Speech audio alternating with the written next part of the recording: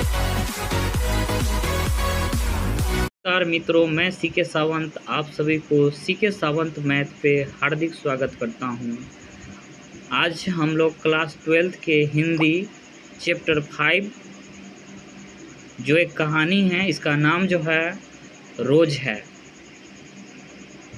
इसका हम सारांश प्रस्तुत करेंगे। सारांश द्वारा कहानी को जानने का प्रयास करेंगे। सबसे पहले हम लेखक परिचय को जानते हैं। इसका लेखक जो है सच्चिदानंद हीरानंद वात्स्यायन अगेय जी। देखिए, लेखक का नाम सच्चिदानंद हीरानंद वात्स्यायन अगेय जी है। इनका जन्म जो है 7 मार्च 1911 को और इनका मृत्यु जो होता है, निधन होता है 4 अप्रैल 1987 ईस्वी को होता है। जन्म स्थान कसाया, कुशीनगर, उत्तर प्रदेश में, और यह मूल निवासी जो है करतापुर, पंजाब के रहने वाले हैं। इनके माता का नाम बेंती देवी, पिता का नाम डॉक्टर हीरानंद शास्त्री।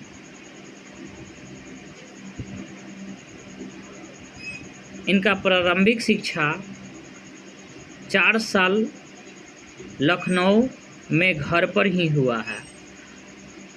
मैट्रिक 1925 ईस्वी में, पंजाब विश्वविद्यालय से इंटर 1927 ईस्वी में, मद्रास क्रिश्चियन कॉलेज से बीएससी और 1929 ईस्वी में फोरमैन कॉलेज लाहौर, पंजाब से एमए किए हैं।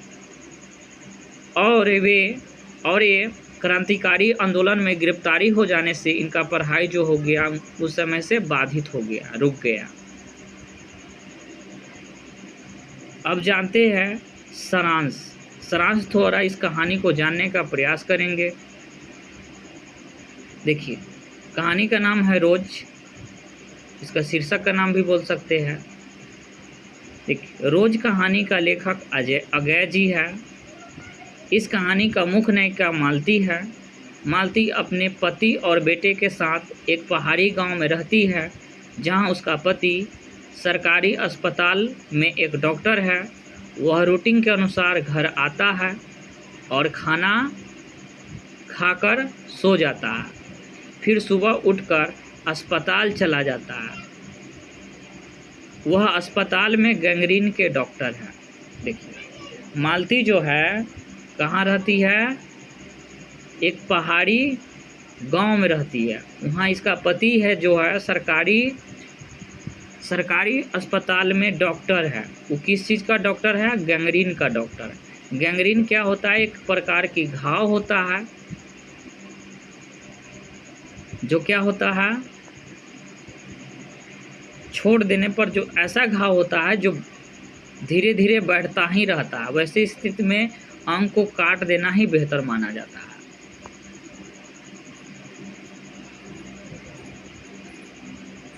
लेखक मालती के दूर के रिश्तेदार और रिश्ते में भाई लगता है। उसका बचपन उसके साथ में बीतता रहा। वह एक साथ खेलते थे, रहते थे, लड़ते थे, झगड़ते थे तथा साथ साथ पढ़ते भी थे। उनका व्यवहार एक दूसरे के प्रति स्वेच्छा और स्वच्छता से रही है। मतलब कि इनके बीच कोई गलत संबंध नहीं था। इनकी स्वच्छता से व्यवहार था। इनको मन करता था बातचीत करते थे, मन नहीं करते थे नहीं करते थे।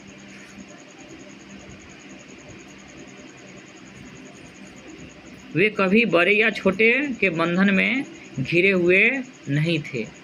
एक दिन अचानक लेखक मालती के घर आ जाते हैं। उनको घर का वातावरण ऐसा लगता है जैसा कि वहाँ कोई छाया मंडरा रही है। उनकी मालती को जब लेखक देखता है तो लगता है कि मालती का दिनचर्या जो है एक मशीन जैसा है। उसका मन उदास, थका और शरीर ऐसा जिसमें खुशियों का कोई किरण नहीं था। मालती का व्यवहार इतना अप्रिय कि विशेष अतिथि आने पर भी उसका मन खिलता नहीं था, मुरझाया रहता था। वह अतिथि से कुछ बातें भी नहीं करती थी।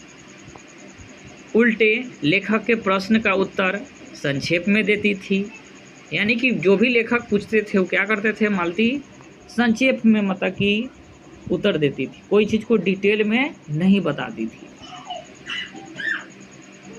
इससे लेखक को अनुभव हुआ कि इतना चहकने वाली लड़की आज मुरझा कैसे गई है। तब लेखक इसके कारण को जानने के प्रयास करते हैं। जब लेखक मालती से पूछते हैं कि वे कहाँ गए हैं, तो मालती कहती है कि अस्पताल। फिर लेखक पूछते हैं वह कब आएंगे, तो मालती कहती है 1:30 बजे।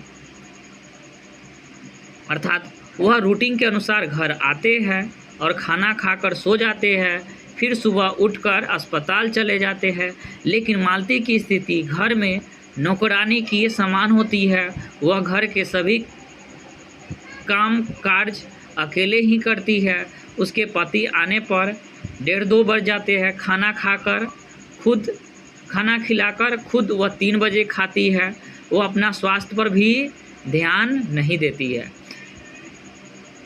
फिर 3 बजे पानी आने का इंतज़ार करती है। जब पानी आता है तो वह बर्तन मांजती है। कभी कभी पानी समय पर नहीं आता है, नहीं आने पर वह रात को 7 बजे बर्तन मांजती है। इसी बीच टीटी रो पड़ता था, गी पड़ता था, तो मालती को ही उसे संभालना पड़ता था। फिर सारा काम करते करते रात को 11 बज जाता था, तब वह खाना खाती थी। इसका प्रभाव मालती के स्वास्थ्य पर पड़ता है, जिसके कारण वह दुबली और कमज़ोर दिखने लगती है।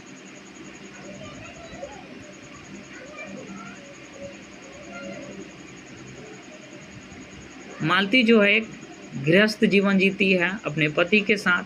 वो अकेले रखती है, उसके परिवार में कोई नहीं होता है यहाँ, जिसके कारण क्या होता है कि सारा कार्यभार ये खुद अकेले करती है, एक नौकरानी की तरह थी। इसका मालती का जीवन जो था ना, मतलब एक पशु के समान खूंटे में बंधे हुए एक सामान्य नियति रूप से चक्कर काटता था। तो आई होप कि यह वीडियो अच्छा लगा होगा तो लाइक, सब्सक्राइब, कमेंट जरूर करें।